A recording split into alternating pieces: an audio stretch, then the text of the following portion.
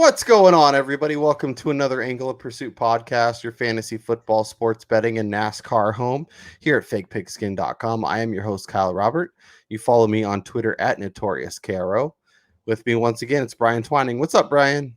What's going on, Kyle? We got back to our successful ways last week at Indianapolis with a couple of our guys performing really well, and I hope we could keep it going this week as we go to Kentucky. Yes, and a couple of our guys not performing so well, but that's we forget about them. A mix, yeah, exactly. Count your winners, forget about your losers. On to the next one. Yeah, right. We head to Kentucky. We got some interesting names. The betting board is loaded this week, and there's some people that I'm excited to talk about. But as we always do, let's talk some Quaker State 400, as you mentioned, at Kentucky. And we'll start at the top of the board with our favorite options inside 10-1. Brian, if you had, we don't want to sound like a broken record. Obviously, we like to find value where we can find it. But if you're looking inside the top 10 this week, or inside 10-1 rather, is there a name that jumps off the page to you? So there was a couple guys that I looked at. There's only been 9 Cup Series races here all time, and so there's not a lot of history to go on, but there's only a handful of guys that have performed consistently well here. And the guy that I found is the same guy I talked about last week, and I hate doing this going back-to-back weeks, but that's Kyle Busch. I mean, he finished 6th last week at Indy, so he didn't quite get the win like I was trying to go for with the money there, but he's starting at the pole this week at Kentucky. He's finished top 10 in 8 of the 9 races at Kentucky, with the other one being a 12th place finish. He's got in 7 of 9, he's finished in the top 5, and he's consecutive years he's finished in the top 5 in 3 consecutive years.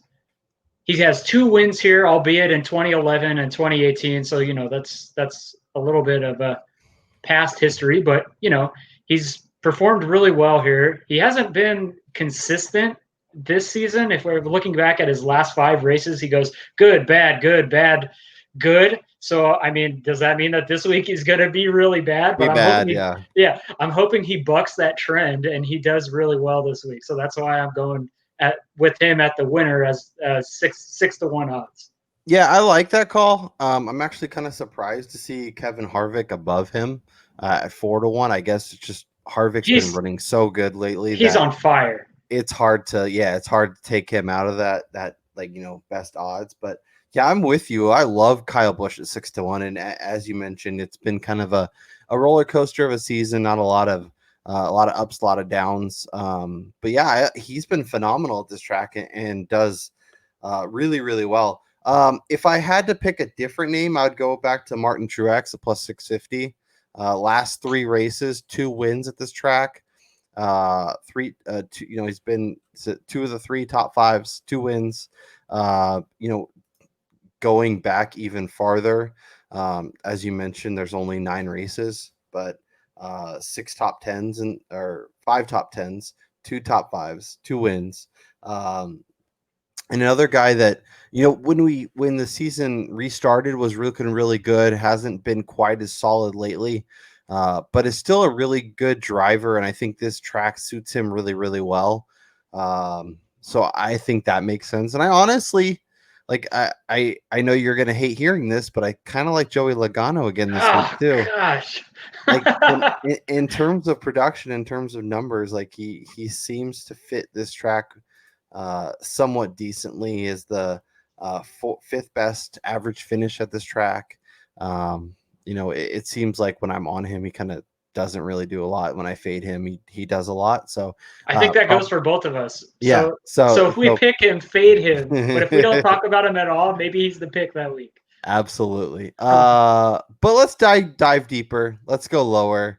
And let's talk about a guy that I think we're both going to be big fans of this week. And that's Mr. Eric Jones. Yeah, I mean, Eric Jones has been a guy that we've talked about numerous times, and he's just had some pretty damn bad luck over the past handful of races. I mean, he's crashed out in 2 of the last 3. We actually thought you went with him on the Saturday Pocono race, in the race at which he crashed, and we kind of assumed that he wasn't going to run well on Sunday because they were running the same car. And he came back and he finished, pretty damn good in that race. So yeah, lived up to the expectations we had set for him, and that obviously it's frustrating when they crash out, but when you can see them run at the same track and have that success, okay, my process is doing the right things. It's putting me in position. Yep. In NASCAR, every week can be crazy, and one bad turn, and all of a sudden your driver is out of it. But I'm happy to go back to him as well. I mean, yeah, and if we're gonna stick on like the kind of like trends of how well these guys have done here, Eric Jones, he's raced here 3 times at Kentucky, 3 top 10s with a 6th, a 7th, and a 3rd place finish last year. So he's a guy who, even with the limited amount of races that we've seen at this track, he has more top 10s than big name guys like Jimmy Johnson and people like that. So, even with the small sample size, he seems to be very familiar and very comfortable at this track. And he's very similar to Kyle Busch on that good, bad kind of trend. And it was bad last week because he crashed out. So hopefully he sticks onto that trend. And this week it's really good again. So That's why I'm going with Eric Jones at pretty good odds. Yeah, I love the 25-1. But if you want a little more safety, you want a little more with still a decent upside, I like him at top 5 for plus 350. I feel like that's good value. As you mentioned, this is a guy that has found a top 5 at this track, has been in the top 10 all 3 times. Has 2 top 5s in his last 6. If you go back to his last 15 races, he has 4 top 5s. He has 6 top 10s. He's been running well when he doesn't crash. So if he doesn't crash this week, they will be cashing tickets, right? That's how it works. I mean, if we look at Indianapolis, he finished the first stage in 2nd, so it's not like he was running poorly when he's crashed out over the last 2 races. So he's a guy who, had he finished those races, we're probably looking at 3 consecutive top 10 finishes in 2020, let alone his success at this particular track. So right. I think he's kind of that guy that stands out the most to me here at Kentucky. Yep. Same page. And usually when we're on the same page, it's not good. It's either really good and it's like Stenhouse and Almirola, or it's like really bad. So hopefully we get good this week and we'll cash some tickets. Let's talk about the other option you really liked further down the board, and that's not Kyle, but his brother Kurt Busch at 20-1. I mean, ideally, being the kind of bettors that we are, and in particular like me, even though I'm picking Kyle Busch, I like him to win the race. I probably wouldn't bet that. I would go with his brother, Kurt Busch, because just like Eric Jones, Kurt Busch is like ridiculous at this track. In 7 of 9 races, he's finished 12th or better. And if you ignore 2017 when his engine failed, with 10 laps to go, his average finish is 8th here, which is top 5 at this track. He won this track last year. And in 2020, his average finish is 12th, and we're looking at a guy that's finishing in the top 12 on average, and he's getting 20-1 odds to win this race at a track that he's done really well at. Like that to me just seems like it's either fool's gold to bettors like me, or it's something that the sharps are going to be looking at and placing the late money on it with Kurt Busch instead of Kyle Busch. Yeah, and he is currently 5-1 for a top 3 finish, and he is 3-1 for a top 5 finish. So that's another way to look, where if you're basically getting a few extra spots with Kurt Busch, and he in the same odds as you would be for Kyle Busch to have to win. So if you really like Kyle Busch and you want to go a little Kyle Busch, Kurt Busch, I wouldn't shake my head at a Kyle Busch to win, Kurt Busch for top 3 or top 5. And then hopefully they both finish in the top 5. Kyle Busch wins, and you're cashing a bunch of tickets and really happy with kind of the wagers you made on the week. So I'm 100% with you. I think it makes a lot of sense. And Kurt Busch is another guy that has had his moments since the restart. And with this history at this track, I absolutely like going back to him. And then one more note on Kurt Busch. He's starting in the 4th row and 7th this week, so he has a really good starting position.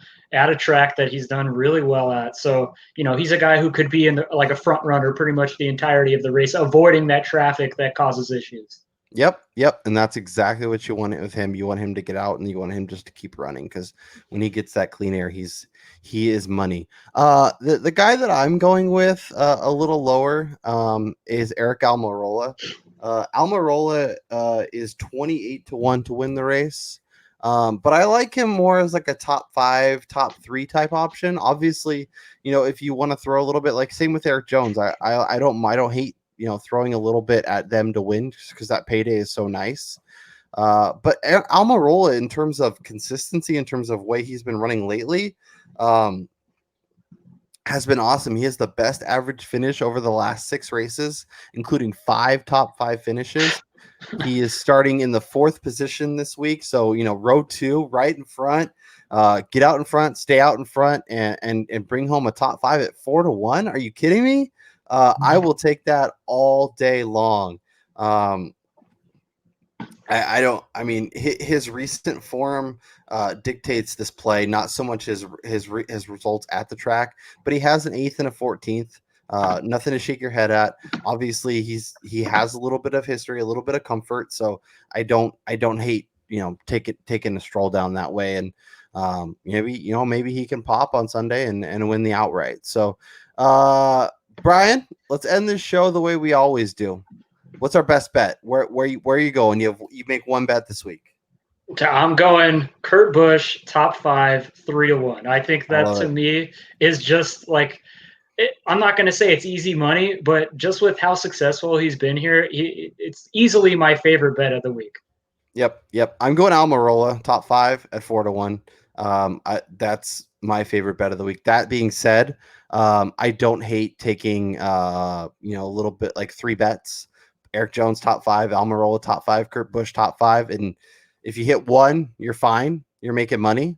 If you hit 2, you're loving life, and if you get all 3, like, oh man, you're taking a week's vacation. Yeah, take some time off to keep quarantining at home and not traveling to wherever. But yeah, no, I think there's a lot to like about all 3 of those drivers. I think at DFS too, they're gonna provide a lot of value as well. Obviously, more starting towards the front, hard to get a lot of those some points, but if they can lead laps, they can do different things like that, and hopefully finish strong. They can cash for you there as well. So for Brian Twining, I'm Kyle Robert. Make sure you are subscribed to this feed. Make sure you're commenting. Let us know who you like for this weekend. What's your best bet for Sunday's race at Kentucky? And if you like fantasy football, we got a ton of content up on the site as well. We had Matt Harmon on. Brian and I are both in the Scott Fish Bowl, so we're going to be talking about our teams thus far and kind of where our head's at with that. So if you like that, check that out. If you can do us a huge favor and hit that thumbs up, it really takes about a second for you, and it does a ton for us, and lets us keep doing these videos. So for Brian Twining, I'm Kyle Robert, and we'll talk to you guys next time.